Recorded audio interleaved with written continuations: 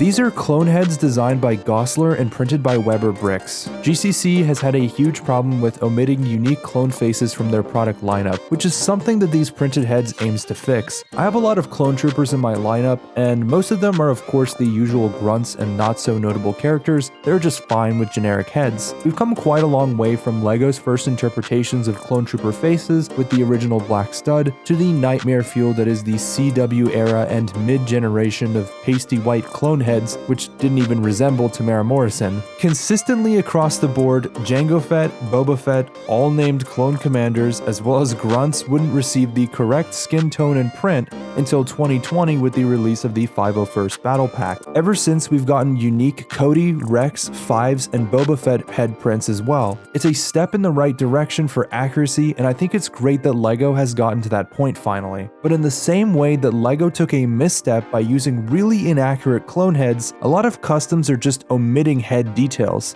I get that it's a detail that gets covered up with the helmet on, but I feel that there's a lot more room for displayability and photography when it comes to getting fully detailed figures. It creates a great impression with consumers who feel like they're getting more out of their purchases. Getting back to Gosler's heads though, he's got quite the lineup with a total of 9 heads. Some of my favorites are Bly, Neo, and Jesse. Bly was already a perfect figure, but this totally completes his look, and I'm very happy with the complete look of Commander Bly. If I'm not wrong, Bly doesn't have the paint in the Clone Wars, but this detail does appear on some of the Hasbro interpretations of Bly. You might not have been able to tell, but these prints are actually UV. I'm not really surprised though, because Weber's expectations completely precede them.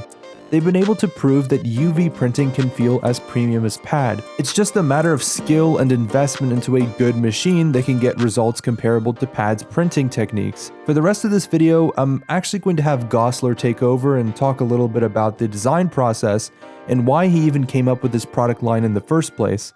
What really inspired me to make these faces was simply that LEGO kept on using the exact same clone face in every single LEGO Star Wars set. It got really stale really quickly, and I wish they would have just made more expressive figures. And with more and more custom producers making more and more clones these days, there's a gap that needed to be filled, and collectors wanted to see that filled too. So I took on the job myself. I made these faces for the community more than anything.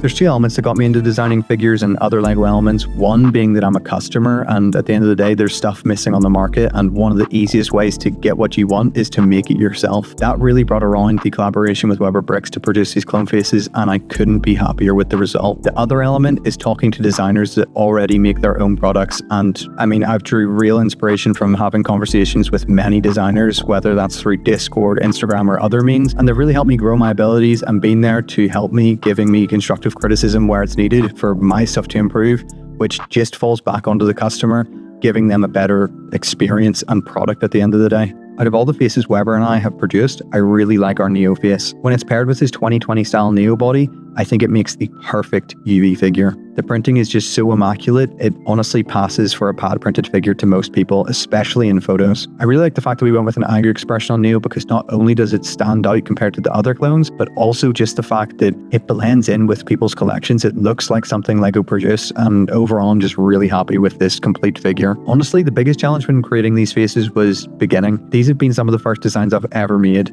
and trying to find that balance between LEGO and custom style was a really difficult task. Creating a template to use for all the clone faces going forward was the biggest part of this, and from there I can just tweak designs with different tattoos and such, but honestly setting that baseline was the most difficult part of all this. It needed to blend in with the existing LEGO product. I think I did achieve that, and these turned out perfectly. It's weird because in a sense I feel like it's almost unique to stay in tune with LEGO's aesthetic. I mean, we have seen other custom producers design faces that just don't blend in with existing LEGO collections, and I think that's what sets me aside from other people. I really strive hard to make a product that blends in with existing collections because that's what I want as a LEGO enjoyer. A phrase I like to use to summarize my mission is, I'm in it to make what LEGO couldn't produce, not what they wouldn't produce.